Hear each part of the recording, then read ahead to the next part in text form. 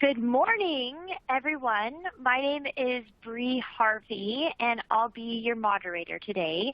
Welcome to today's topic, how to know if it's time to toss your annual engagement survey. A few quick housekeeping items. If you have any audio or video issues or just questions or comments in general, please type them into the box at the bottom left of your screen. If you're unable to view the presentation for some reason, there's an option to download the presentation. And I saw at least one question so far in the chat box, and we will be sending the recording out afterwards. We're going to be taking a live Q&A at the end, and if we run out of time and don't get to a question you submitted, we will absolutely be responding via email.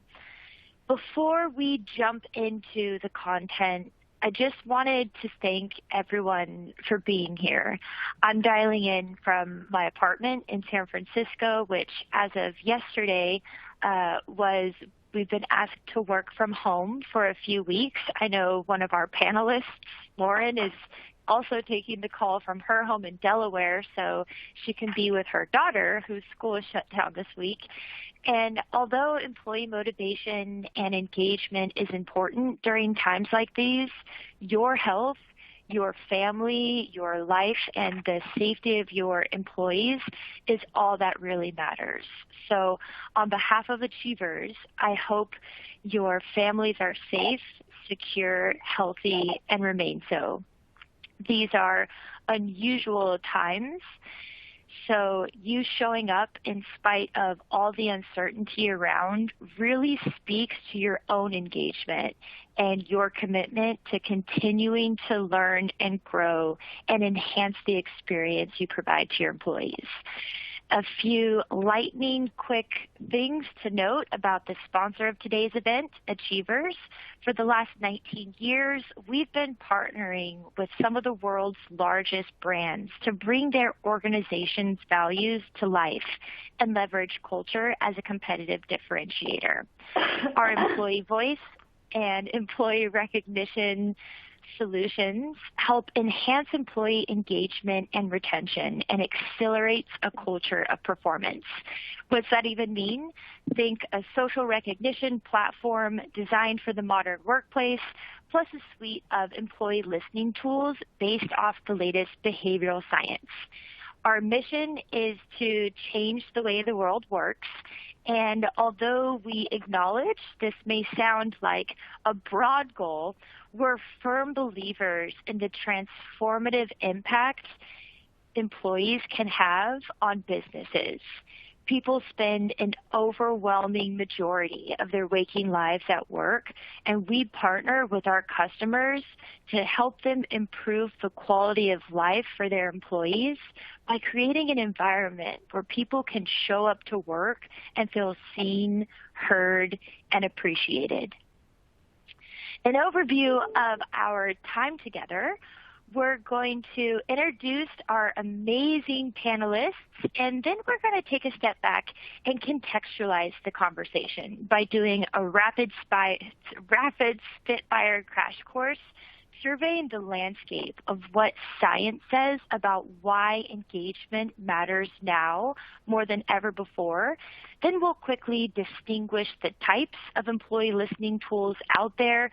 But really, we're going to spend a bulk of our time together chatting with our panel about their journeys to a more continuous listening approach, what pitfalls they encountered, how they knew they were ready for the change, and the best practices they've stumbled upon along the way. We're going to wrap it up in a nice little bow at the end with some key takeaways, and then we're going to open it up to the floor so you can get specific with our panelists, and we're going to have a lot of fun. As mentioned before, I'm Brie Harvey. A little bit about me. I spent the first part of my career in talent acquisition before pivoting and falling in love with the wonderful world of training and onboarding.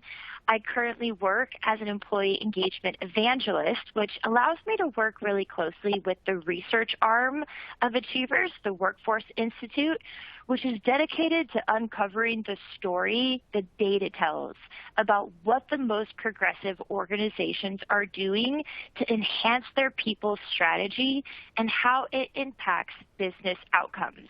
And I swear, I'm not just saying this, I truly believe I have the best gig in the entire world because my job basically intersects employee motivation and behavior science and people analytics, which is so fascinating. So I get to write about and speak about the latest trends in human capital management. And I could not be any more thrilled for today's discussion and to introduce our panelists, Deanna and Lauren. Deanna, first of all, how are you? I haven't seen you in months, and I miss you. Usually when I see you, you're running from me because I have a camera crew, and I'm trying to get you to interview with us. But we're so happy to have you here. Tell us a little bit about your role in Blackhawk.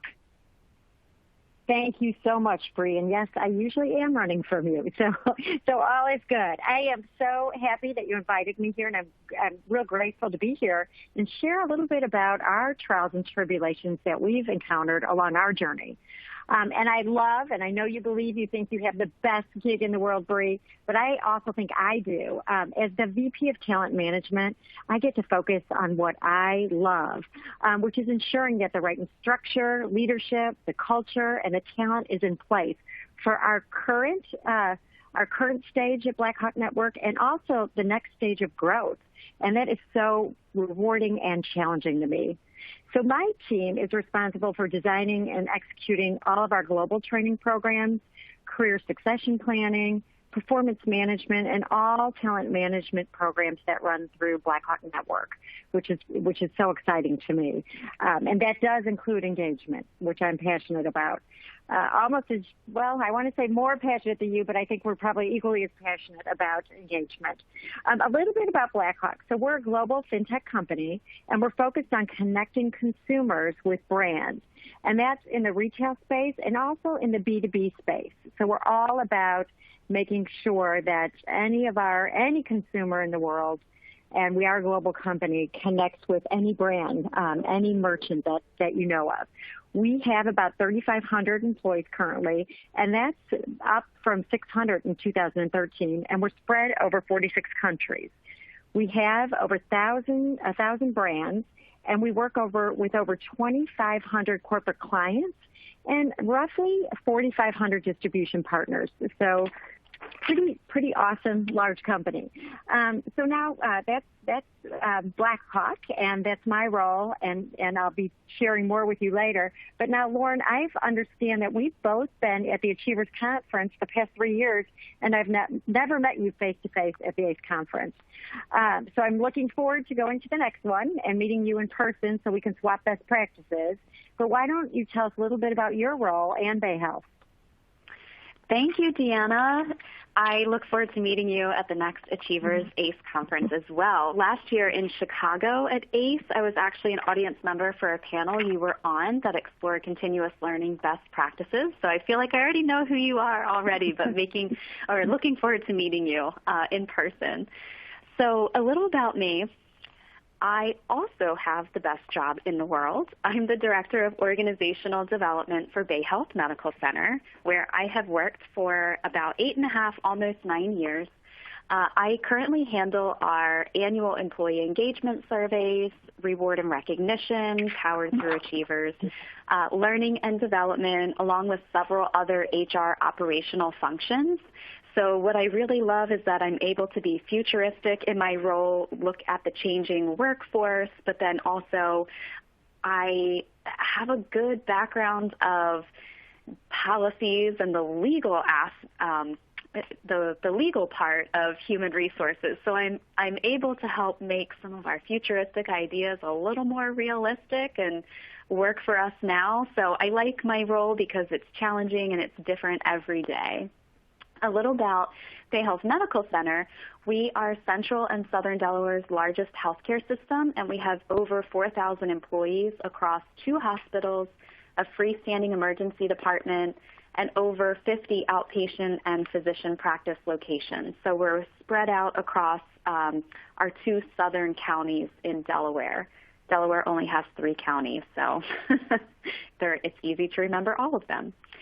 Last year, our organization recorded over 94,000 emergency department visits, almost 20,000 patients admitted to beds, 2,200 births, and we provided $49.5 million in unreimbursed care to our patients. Our mission is to strengthen the health of our community one life at a time, and the way we deliver on that mission is through our values, which are compassion, accountability, respect, integrity, and teamwork.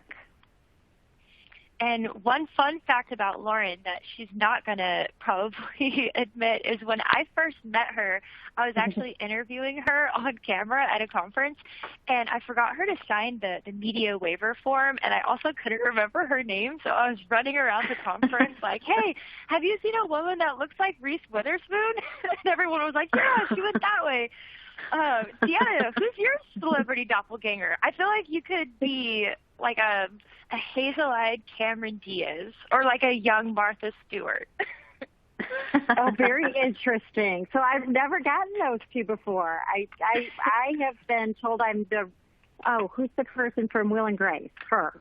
That's what I've been told. Deborah Messing. Deborah Messing. Yes, but she's getting that. Thank you, Deborah Messing. I can see that, like a blonde Deborah Messing. You can't really tell in my picture because it's like so small, but I have a pronounced nose, and sometimes I get Uma Thurman, and I'm like, okay, just because we both have blonde hair and pronounced noses doesn't mean we look alike, okay?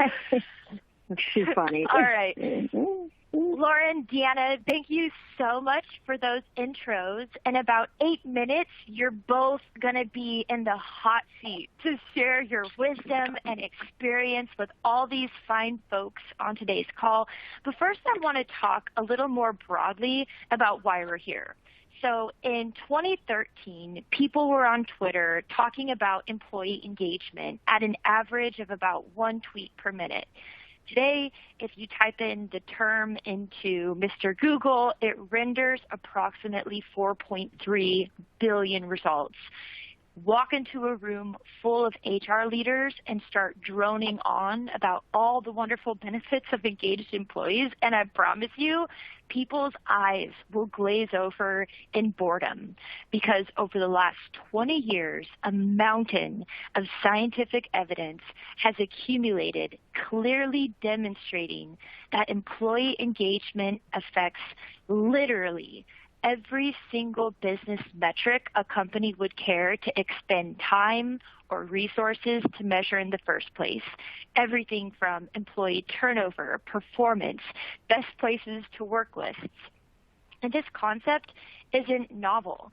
Back in the 90s, Harvard Business Review came out with the service profit chain that famously reverse engineered the idea that, hey, if your end goal is to grow your business, gain market share, and stay competitive, stop being so focused on your customers. You need to go further up the chain and realize you need to think about providing your employees with a positive experience so they're feeling good at work.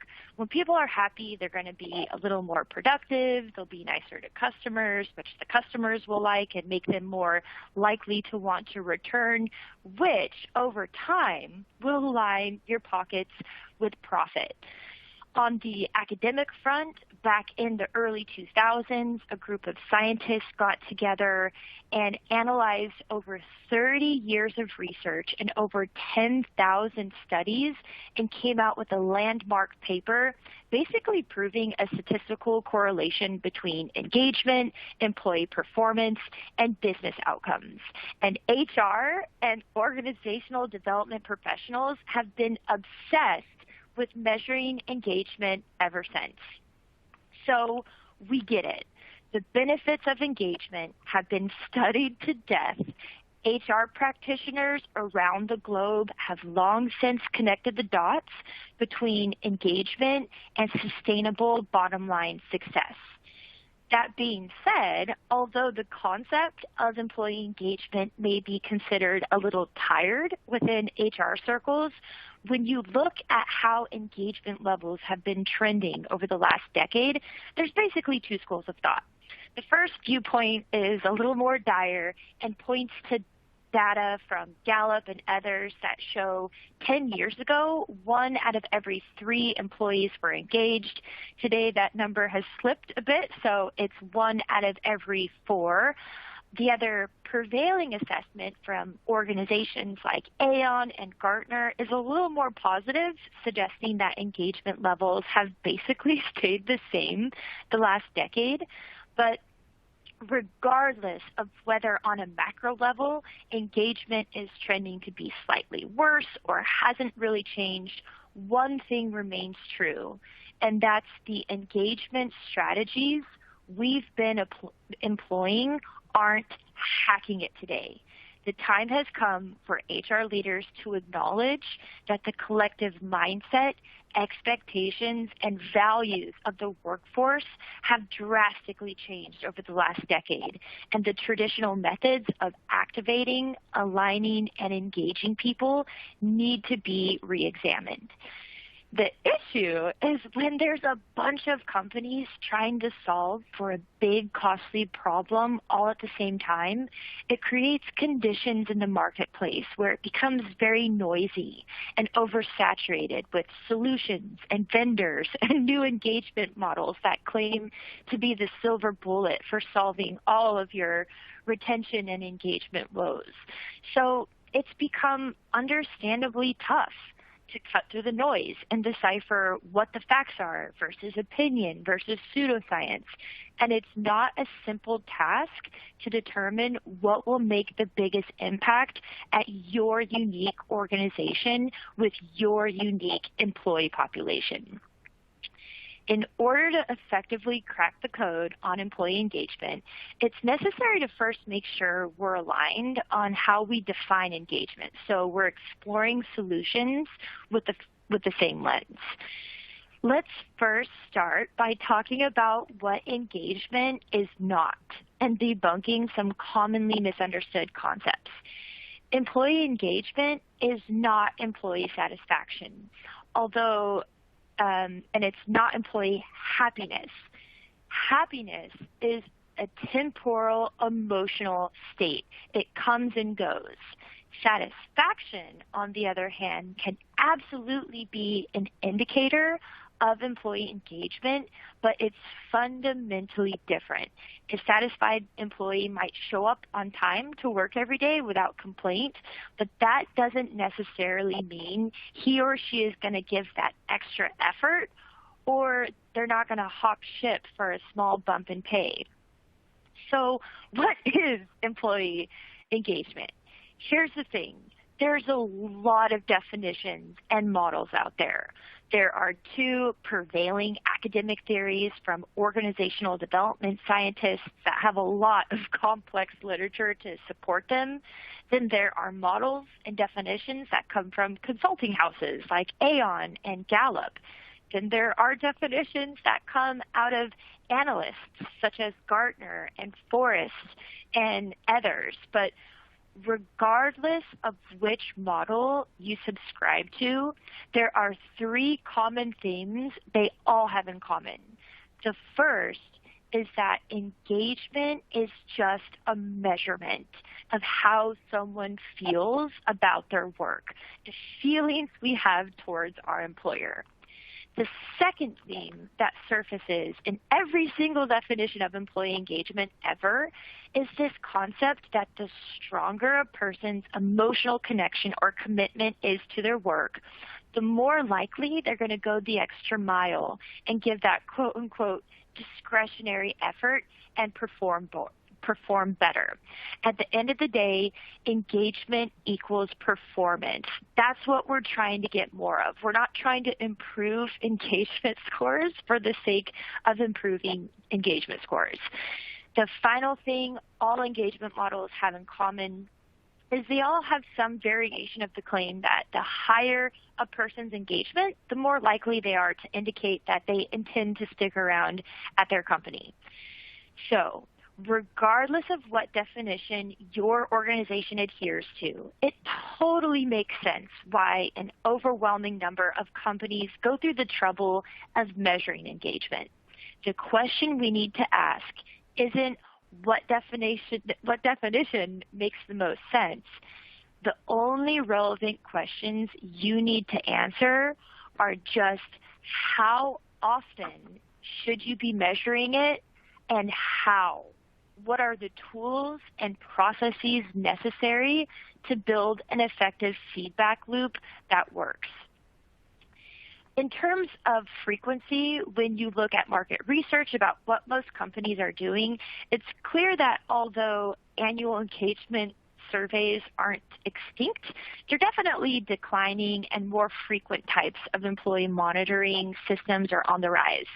5 years ago, 30% of companies were incorporating listening channels other than the engagement survey. Today that number has jumped to 80%. But what exactly do we mean by what Gartner calls other employee monitoring data? It's helpful to think about there basically being three main categories of employee engagement measurement tools. We're all familiar with the traditional annual engagement survey, but around 2013, 2014, a ton of evidence emerged about some of the limitations of surveying just annually, and technology started popping up that offered quarterly pulse surveys. More recently, in the last 2 or 3 years, the market has seen an emergence of a more always-on, continuous listening and sentiment analysis tools that can act as the modern-day suggestion box or a daily morale tracker so that leaders and managers can see trends or employee concerns in real time. Generally, organizational development experts or analysts will agree that you'll want to deploy 2 or more of these.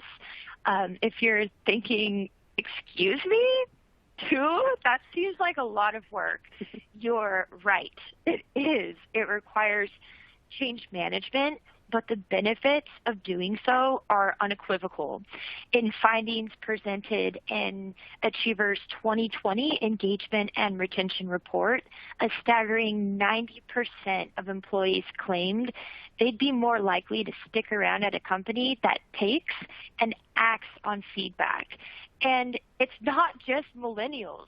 Modern consumer culture has transformed how we all expect to give and receive feedback. This figure from Deloitte is one of many studies that tells the story that when organizations get this right and they're continuously listening to their employees, they outperform their peers. One last concept I want to talk about that some practitioners I think miss is that it's an oversimplification to say that a comprehensive employee listening strategy should just consist of engagement surveys. Studies show the most effective way of capturing employee voice involves integrating multiple channels that are mapped throughout the employee's life cycle, not just onboarding surveys and exit interviews, but looking at who's participating in your innovation program and what are they saying. What are people saying about you when they're the most comfortable? That is, when they're anonymous. What are those unfiltered observations and trends you can glean from Glassdoor and social media? What are people telling you as far as whether they actually recommend you as a good place to work? Are they referring their friends? How well are those friends performing, and how long are they staying? The health and strength of your referral program is a powerful indicator of how bought in your employees are. More and more employers are using social media platforms to analyze the collective sentiment of an employee population. This can offer insights into the strengths of internal networks and help inform communication strategy. I personally think one of the most rich sources of employee listening actually comes from a peer-to-peer recognition platform. When you empower your leaders with real-time insights about who their top performers are, what values are being lived or not lived on a daily basis, and where the strongest collaboration is occurring, you can double down on what's working. it kind of all goes without saying, but it's critically important that as you're increasing your tech stack and you're iterating on your listing strategy, you're thinking through how all these different pools of information can integrate or come together in a centralized reporting mechanism. Woo! Okay, it's 8:25 on the West Coast, and we are talking about integration. This is the time of the presentation where you put down your phone, you take a sip of your favorite tea or coffee, and get ready to take notes, because we're going to have our panelists bring some of these concepts to life with real-world examples. Starting with my favorite Southern belle, Deanna. Does it bother you? I just want to speak in a Southern accent every time I see you. So oh my gosh. You are so sweet. So, Deanna, I know that Blackhawk's journey to embracing a more continuous listening approach has been many years in the making. Can you share a little bit about what inspired you to go through the trouble and embark upon all the change management to dump your annual survey? What did your process look like before, and what was left to be desired? Oh, sure. Absolutely. I'd love to talk about it. So for the longest time, we did administer our engagement survey once a year. So we'd spend all this time and energy. It was a huge HR initiative, getting people to take the survey. It was a beast. So we had, depending upon the survey vendor I would use, between 50 and 100 questions. So it felt really heavyweight and daunting to a lot of our employees. And by the time we got the results back, it was typically 2 to 3 months after the survey was taken. So that was really interesting for us. So basically, what happened then is we don't just get the survey results, we'd have to download the data. So the data would come to us. We'd have to download the reports, and not everybody had visibility into it, so we'd have to create huge binders. So we'd put them in a big book. So think of the biggest, whatever, they're 3-inch or 5-inch binders, and create books of information for each one of our senior leaders, and then smaller ones for each one of our managers. So we'd present the data, and the issue was that by the time they looked at all this data, they had to do the action planning. The action planning that they were doing, by the time they had the data, it was pretty much aged out. Some of the people were already gone, exited the organization, so a small percent of the population were there. We are so fast-paced in our current state of our organization for the last 5 years has been significant change. We've done over 26 acquisitions. So our business had changed, and the data, because it took so long to get, it was irrelevant, so no longer relevant to us. The other huge factor was that we weren't asking the right questions, and we didn't have a meaningful way to ensure that the managers were taking action. So even though we were capturing that great, rich data about how employees feel or felt, we weren't setting ourselves up to really uncover the why. So it was extremely challenging for our managers to act on the great feedback that they were getting. Thank you for sharing that. I'm sure plenty of people on the call can relate. Can you tell us a little about how your engagement measurement and manager action planning has evolved today? Oh, sure. It is such a night and day difference in terms of what our current process is. So a few years ago, we launched with Achievers Listen. And we made the decision to conduct our survey quarterly. And it's made up of 21 questions. And what I really love about Achievers is that we have the ability to customize the questions. So 4 of the 21 are Blackhawk specific. What's going on in our organization that we wanted feedback on? The great thing, it's mobile. So with our virtual diverse population, mobile enabled is great. It has a really slick end user experience. So our entire global population gets that consumer grade experience that they're used to from their personal lives. What also has been game changing for us is the reporting that it comes with. It is a dashboard. What I love, this is my favorite thing. Well, I have a lot of favorite things. But leaderships and managers can just click on an email, which is automatically sent to them when the survey's closed, or they can just log into the website, either way. And they have immediate, direct line of sight into their engagement results. They can drill down. What I do love, they can see trends over time. So since we're pulsing every quarter, they can see what happened now versus what happened a year ago or 3 months ago. And they can see how they can compare to, or they do compare to other units of the organization and slice and dice the data however they want to view the results. Another feature that we love, and it's another favorite of mine, is the heat map. The reality for our business is our people are stretched thin. Again, huge. We are in a rapid, fast-paced environment with huge change. So really, since they are so busy and don't always have the time to think about the best way they can leverage all the great feedback they're getting from the front lines, they can just at a glance see where are my trouble areas, what managers need more help, where are my opportunistic scores, and then what results, what are the areas of strength that I can focus on as well.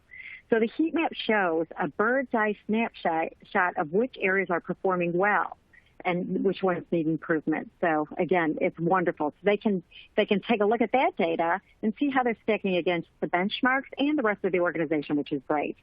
And then the last component of our setup is called Action Builder. And I love this because managers have all the help they need. It basically guides our managers through a simple set of actions to help solve for their unique engagement issues of their group. So they're just not learning how their team feels and why, but they're set up easily to address the hot spots. So, what do I need to focus on right away? They can track how they're doing over time and really take accountability for building a culture of feedback within their specific groups. It's really been so helpful for us.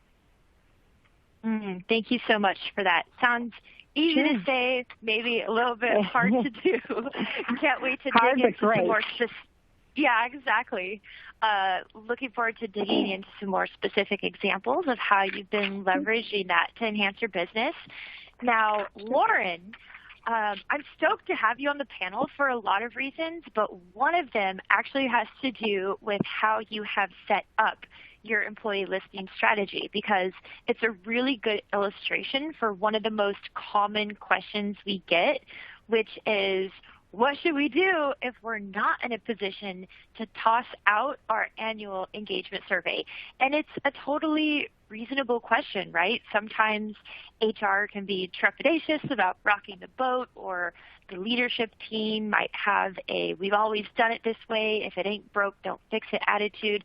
Or sometimes there's a case to be made that an organization's annual engagement survey is still providing some level of value. A lot of companies are looking for guidance on to how best to incorporate a listening approach on top of their survey. So, Lauren, I know at BayHeath you've opted to continue with your annual engagement survey, but you leverage the pulse surveys and the always on tool to supplement it. So please tell us a little bit about some of your reasoning to continue with the annual engagement survey and what inspired you to complement it with a more agile approach. Sure, absolutely. So I'll preface this with the fact that our current setup's a little unique because we're in the healthcare industry, but I'll talk more about that in a second. So I commiserate with some things Deanna was saying about the annual survey being arduous, and it probably takes at least 40 hours for us to review our hierarchy and making sure everybody is slotted in the same spot. And the concern with when you get the results, it's already been a couple of months, so it's not really real time. I commiserate with all of those. So that's one drawback about having just an annual survey. But we hold our leaders accountable for engagement results, so we still think it's important to have that annual survey, kind of like an anchor. But we also have, working specifically in healthcare, we are a magnet status organization, which is a prestigious designation that reflects the strength and quality of our nurses, and our annual survey provider, Press Ganey, has a module that does help us keep our certification up to date. So we can add on a nursing excellence module to our survey and use that for our magnet redesignation. So that's one big thing that we like about having our annual survey as that strong anchor. That's kind of how I look at it.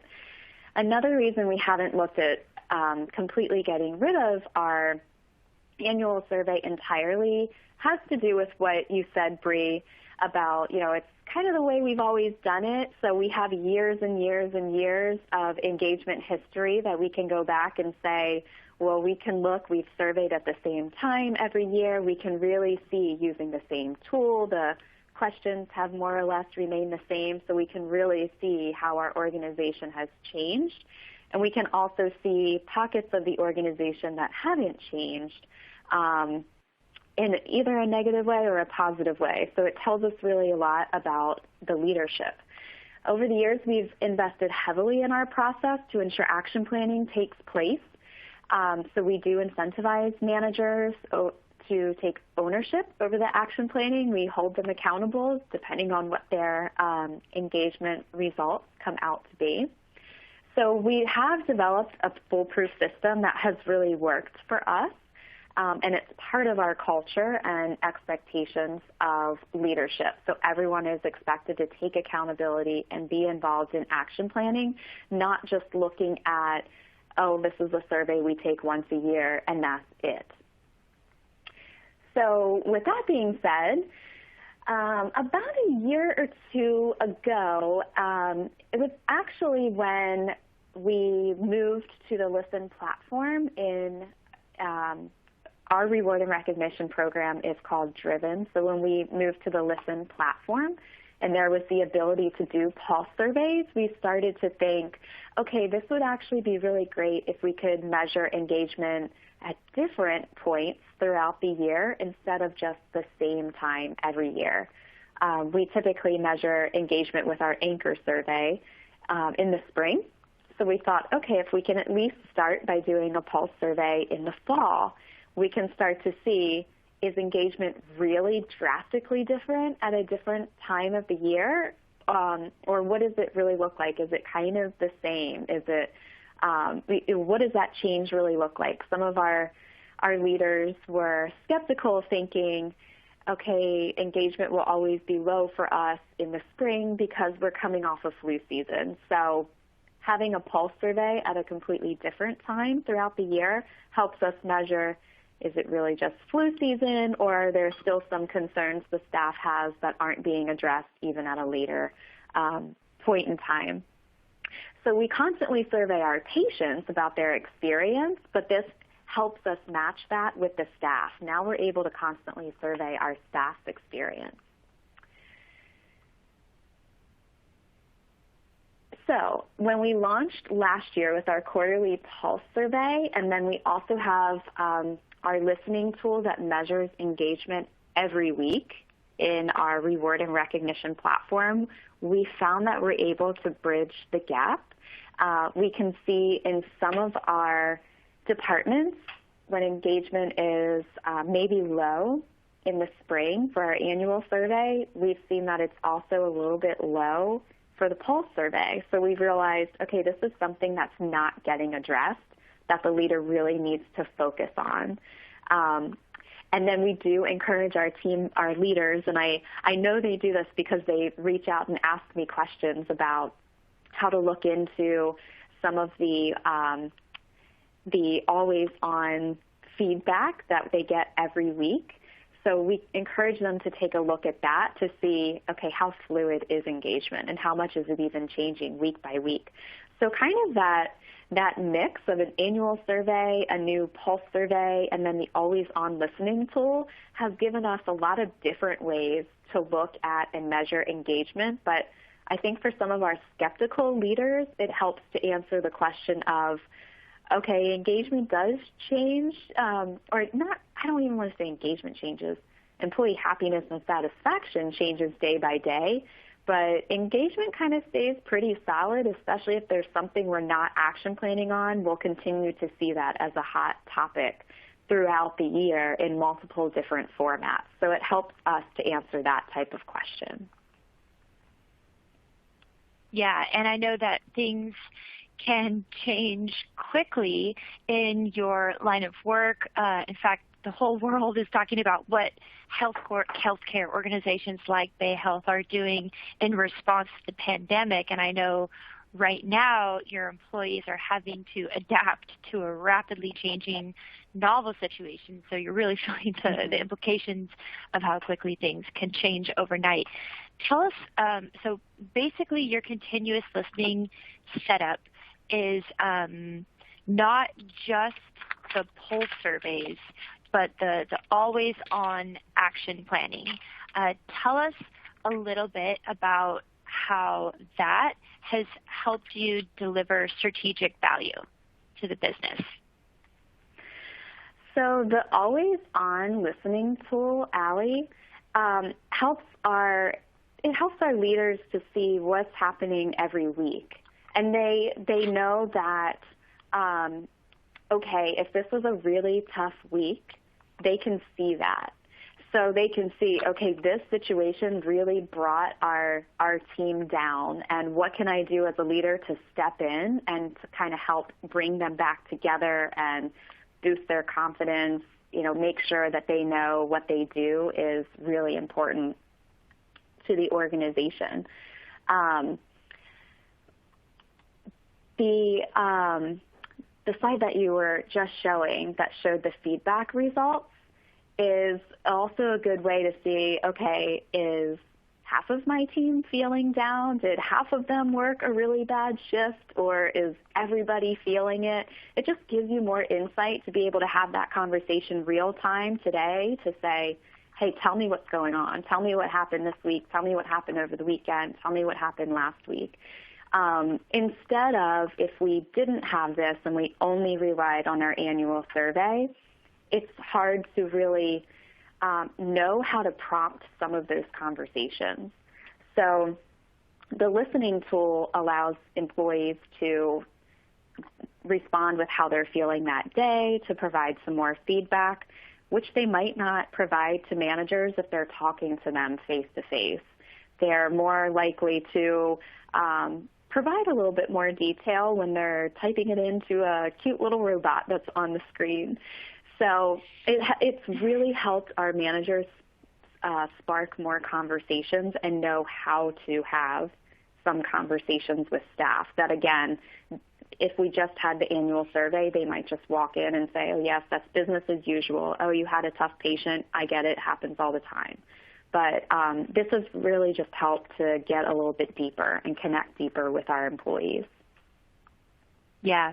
Thank you so much for that explanation. Now, because I've spent most of my career in training, I know that approximately 65% of the people on today's call are most likely visual learners. So I wanted to kind of break down what Lauren and Deanna just shared about how this can all play together. So our customers like BayHeath who have opted to continue their annual engagement survey will continue to administer the big event, but then we'll pepper in the pulse surveys 2 or 3 times throughout the remainder of the year so that they can ensure that they're focused on manager and leadership action.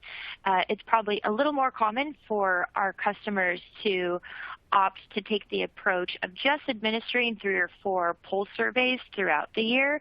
But as Lauren just mentioned, even when you're polling every quarter, it doesn't protect you from the fact that marketplace conditions and issues impacting engagement and productivity on the front lines can drastically change overnight, which is why always-on listening tools are on the rise. When you layer in that always-on listening, it can act as kind of the canary in the coal mine in between the pulse surveys and help you gain direct line of sight into issues before they become problems. In fact, Lauren just last week, or actually the week before, we were talking about a situation that happened on your team you were able to rectify because of check-ins. Would you mind sharing? Yeah, it was actually in one of our clinical departments. They did have a really difficult patient who was being abusive, and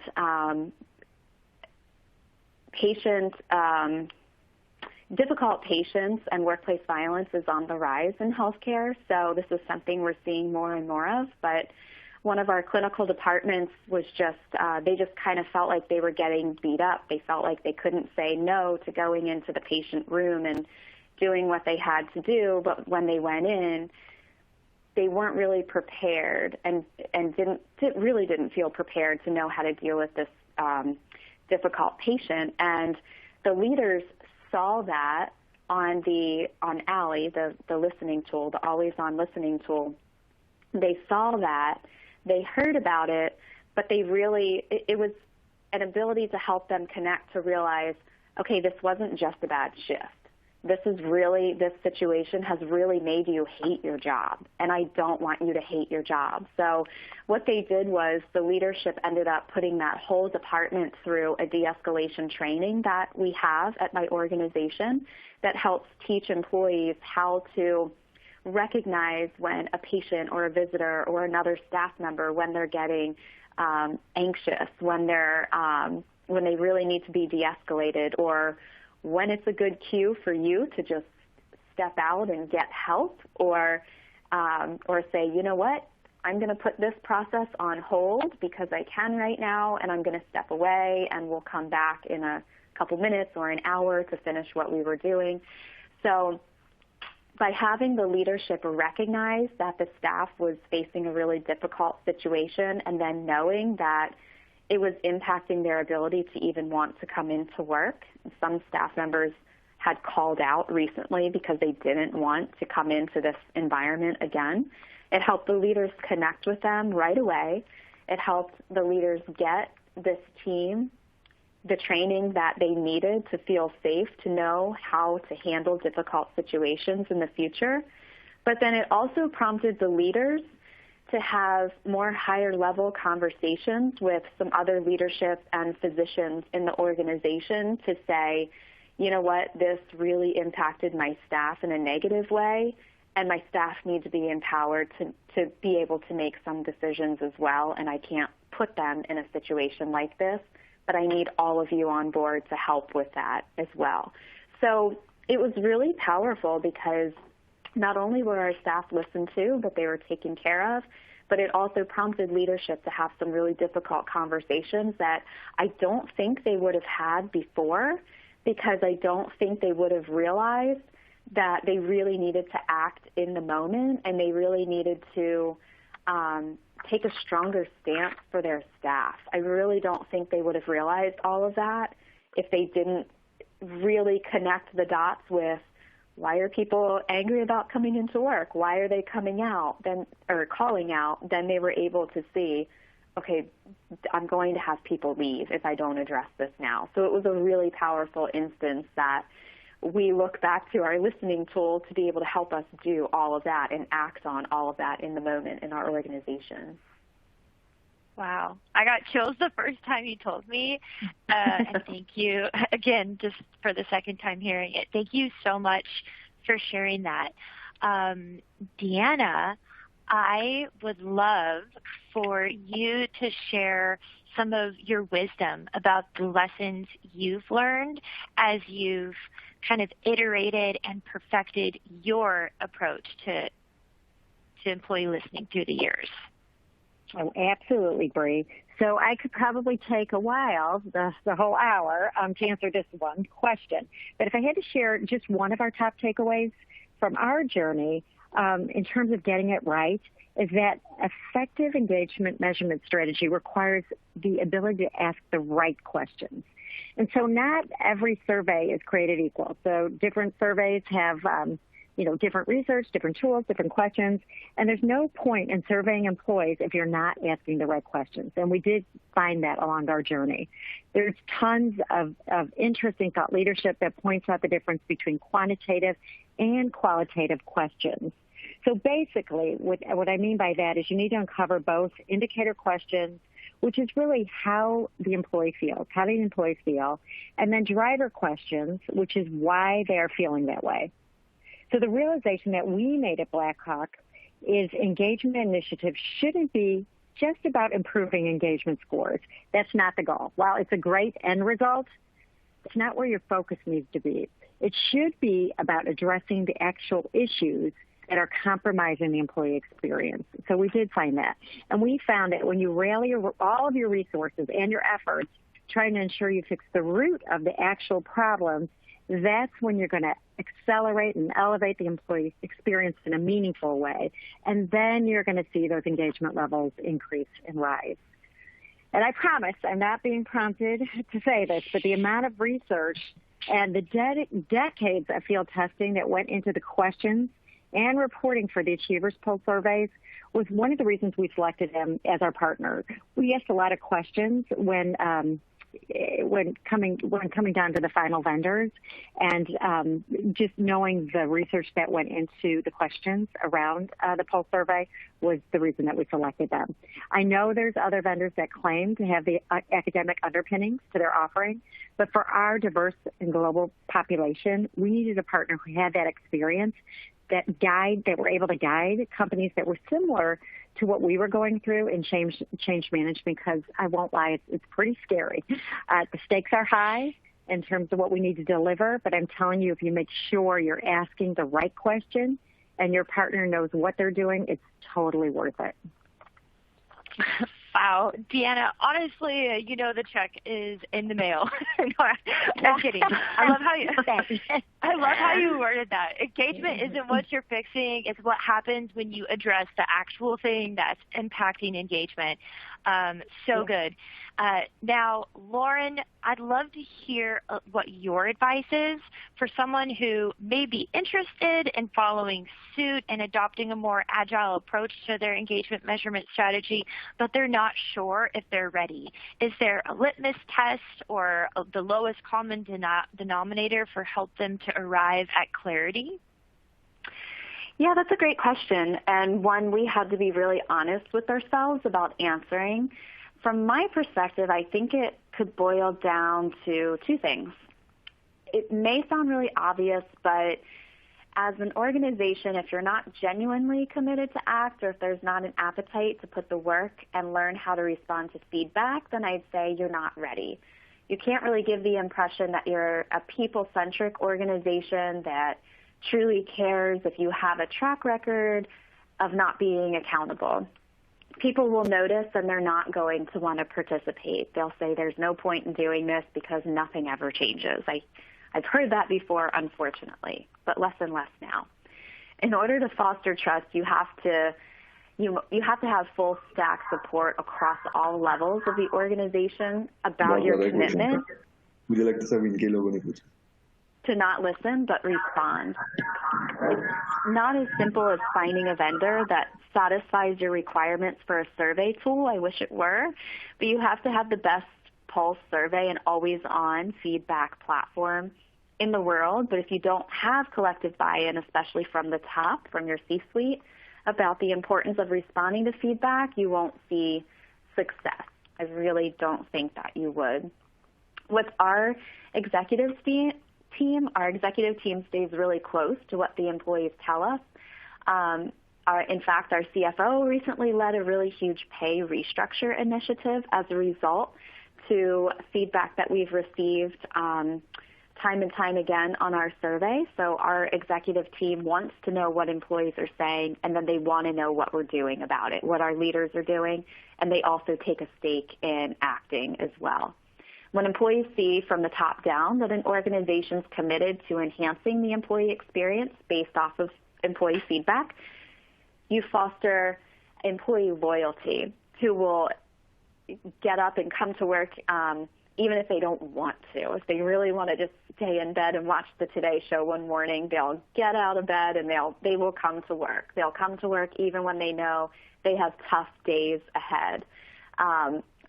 That's how you create an engaged culture, is showing your employees that it's everybody together. None of us are sitting back pointing the finger saying, you go fix that. It's all hands on deck. We're all focused on being accountable. And it really does help transform the culture. I love how you put that. You can have the best survey technology in the world, but if you're not committed as an organization to act, it doesn't matter. Deanna, you are similarly blessed as BayHeath is of having really strong executive support and alignment. I know that your CEO is totally on board with all your people initiatives, but what advice would you have to an HR practitioner who might not be so lucky? What are some things that they can do to get that executive buy-in? Sure, and I am blessed. I've had different executives with different support levels during my journey in my career. But I would say if your top leaders don't understand the importance of listening to the most important asset, easy to find another job. Just kidding. Don't want to do that. But really, it's such a great question that a lot of practitioners struggle with. Because the harsh truth is that if your CEO and the senior leaders of your team don't get the importance of optimizing your employee experience, you're probably going to be fighting an uphill battle for all of your employee initiatives. But that's not to say that, that's the end game. One big lesson that I did realize in my career is that to executives, and you probably all know this, numbers talk, the bottom line matters. We're all looking at financials, and you have to learn their speak to them in their language by presenting facts. There are so many facts that we explored earlier in the presentation. We can't argue with those, and so much research that's been done around how engagement ties to productivity that you can certainly use that to arm yourselves with to really get that support from your executives. And the good news is more executives are starting to understand the importance of having an engaged culture. So whether you look at academia, analyst research, or something else, it's clear that engaged employees is the number one thing you can control that'll lead to the bottom line success. And that is just so true with all the facts. So use those, and you should get that support. And if you start implementing the engagement pulse survey and you can show the change and then you can tie that to the results, you're going to have an easy time future state. If you go to trade shows, well, currently if you go to trade shows, make sure you're wearing a mask and always wash your hands. But if you ask around to different engagement vendors, you'll see that the good ones, the good vendors, are going to offer you support and the materials to help build that business case so you don't have to do it from scratch. That's always important too. So the really strong vendors around engagement, they're going to have that toolkit to help you as you go on your journey to sell this into your organization. Yes, numbers do talk. And it's really important for HR practitioners to learn how to speak, as you said, that C-suite language and articulate the value of our people initiatives in the dollars and cents. I know that we are coming up on the clock, so a few quick takeaways to round out our time together. First and foremost, employee engagement measurement does not work if you're just measuring it. It's not enough. Imagine your house is on fire and you're paying for a service that's like, hey, the fire is really bad in this part of the house. The other rooms aren't really effective. You're going to be like, get all these long, complicated reports out of here about the characteristics of the fire and tell me, where's the fire extinguisher? How do I address it?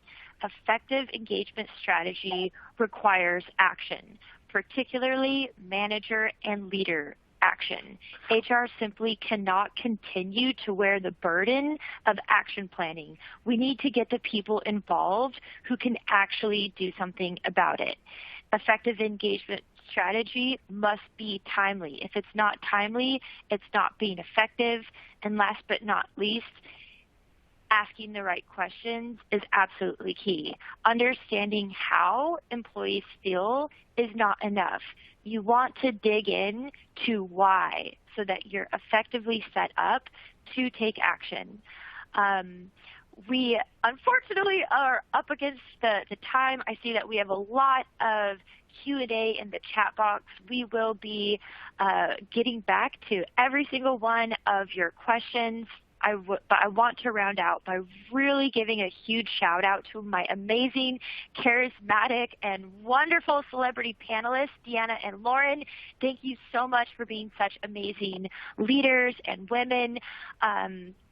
One last thing I'll mention is if you want a free copy of the Achievers 2020 Engagement and Retention Report, please visit our website. Also, right now, in partnership with Gil Cohen, one of North America's leading HR consultants, we're offering a free 1-hour readiness consultation to help you determine if your organization is even ready for something like this, and will help you take into factors and what you should be considering based off your unique situation. They'll be sending a link and a follow-up email from this webcast so you can redeem for the offer. And please don't delay because we can only offer it to the first 100 people that reply. And lastly, feel free to connect with me on LinkedIn or Twitter. I would absolutely love your thoughts about today's webcast, or if you have ideas for future topics. I literally respond to 100% of my messages, and they always make my day. And I hope you have a great day. Thank you so much for your time.